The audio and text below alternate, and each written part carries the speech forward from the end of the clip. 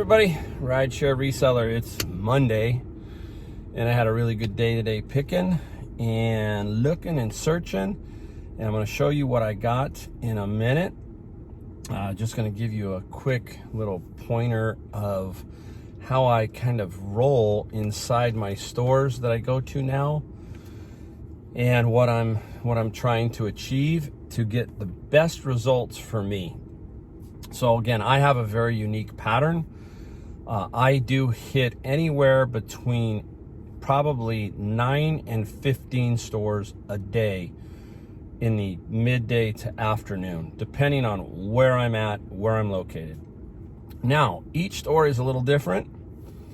And over this past year, I've taken a lot of mental notes of how each store is laid out, obviously, who the employees are, which employees are more helpful, all of that kind of stuff.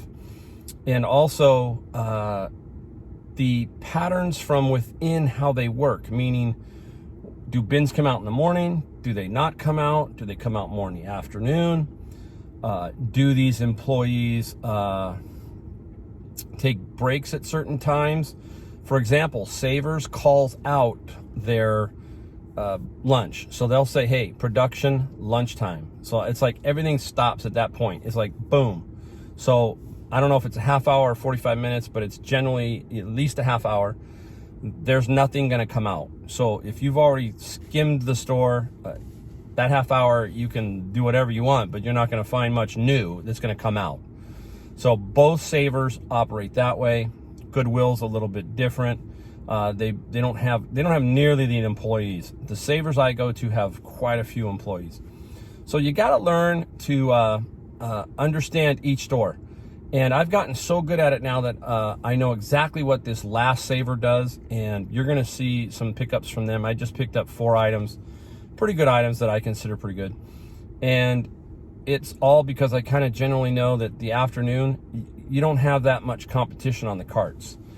Most of the pickers don't hang around. They do the morning and then they're gone. I find that the afternoon's a little softer as far as that goes. And the other pointer I'm going to give you is, if you see an item that somebody has picked up and has put in their cart and you missed it, because let's face it, we always miss something. Don't be afraid to look that item up. If you're not sure what it is, but you can see the title or the name, look it up, because it's going to be imprinted in your mind mentally what that item is and what it sells for. So the next time you kind of have a general idea. That happened to me today, where a gentleman picked up some vintage McDonald's snack trays. And I thought, wow, I missed those. And I think they were marked $1.49. So I had no idea what they were worth, but it's good to know. So I looked them up, and they weren't as valuable as I thought, and there weren't that many sales of that item.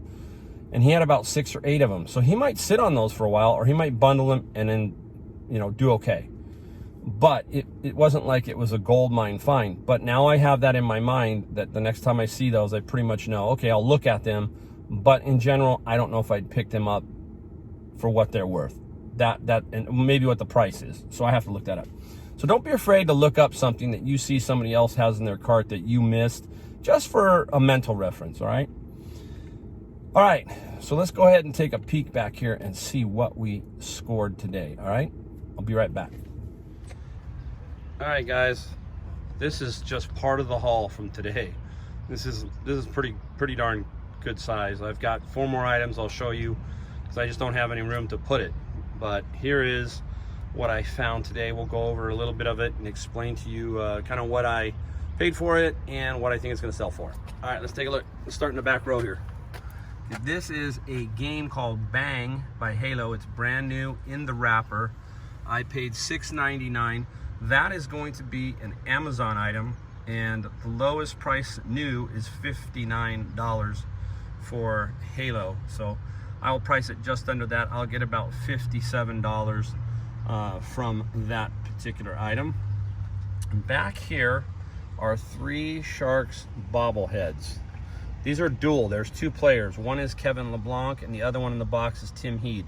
I paid $6.29. I don't know if you can see the tag back there. $6.29 each. Not a big profit maker here. This is going to net me about $18 to $20 each for my $6 purchase. So pretty cool there. Those should sell, you know, fairly rapidly as long as they keep them in price the right rate, priced the right way. All right, let's head back down here. This is an interesting one. This is called Night Navigator, and I paid $5.79. My big key here was it new, and yeah, it is new. So it's old, vintage kind of thing. It will sell for about $50 to $60 on Amazon. That's actually going to go into Amazon. So another Amazon purchase. All right. Down here, like I've told you, all of the new vintagey package stuff. That's some floppy disk 15 pack, about $35 on Amazon, and I paid $3.69. Here is a Microsoft optical mouse. I am restricted. I tried to see if I could sell it on Amazon, but I can't. But it will get me $40 to $50 on eBay. So very good find there. Up here, whoops, almost forgot these guys. I bought these. I thought they were just cool, but these were $6, and they are shot glasses Pac-Man by Namco. So we'll see. Might take a little while to sell, but I'm gonna get 25, 30 bucks for that. Just couldn't pass that particular item up. All right, let me put this down here. Another Amazon item, brand new in the package. It's TrendNet. Anything you see from TrendNet and it's new, take a look at it, especially if you're an Amazon reseller. You might be surprised at what some of their stuff goes for. That was $3.69, and I believe that's $48 on Amazon. So that's a pretty good deal. All right, I'm gonna put this one over here.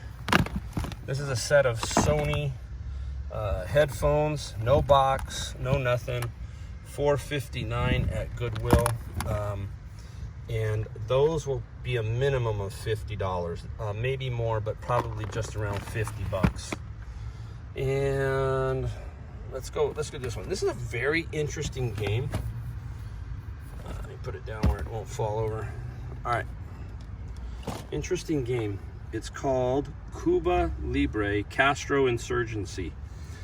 Now, I'm not a game expert, but most games have actually different versions. If you take a look down here, there is the year 2013. That's the first year of this particular one. I paid $6.99. I believe this is going to go, I'm gonna do this as an auction. There was one that was 2 years older than this. I mean, 2 years older. This is 2013, this was 2015. Excuse me.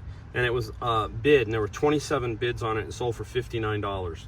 So I'm gonna try and see it and run this as an auction and see what happens on that, okay? So look for old games, and also you gotta make sure when you see that year, 2013, double check every listing. So that's a good one. All right, Pac-Man down. Now, my friend Charlie called me last night and said, hey, Mike, there's some Department 56. Now, I don't mind selling Department 56 because it's usually packaged pretty well, as long as you got the styrofoam. So long story short here, Charlie took several and left several. I went back and looked at these today.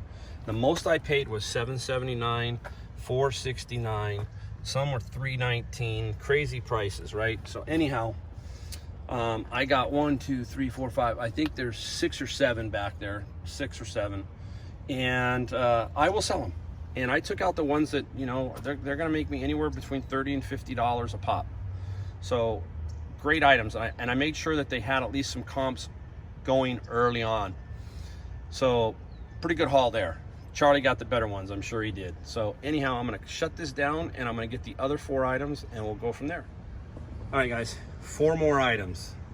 1, 2, 3, 4.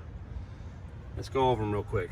Now this guy, the reason I got this, it's a Radio Shack. It's vintage. It's brand new in the box for $5.99. Brand new in the box. Amazing. Some of this old electronic stuff like this, people just want to have it in their car if they're redoing it, so forth and so on. They want it to be period and vintage.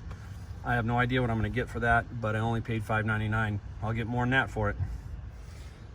4-pack of Brother correctable film ribbon for $2.99. I always look for this kind of stuff as quick flips.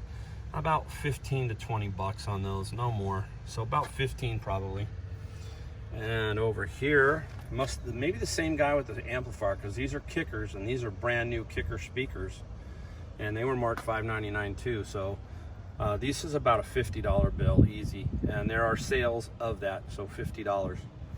And then, you know, everybody who knows me, my bread and butter is these DVD Right combos. You see this one, Panasonic. Doesn't matter if it works or not. If it works, you got $150 to $200. If not, you got about $80. So they will sell either way. So I don't even have to test it. Just take it, and I power it on, obviously, and that's what the most I do there. Take it home and I'll try and test it some more. And if it works completely, then I'm in the money of about $150 to $200. All right, so there you go. The last 4 items. Not a bad day, guys. Thanks for watching. Hope to do more videos for you. Talk to you soon.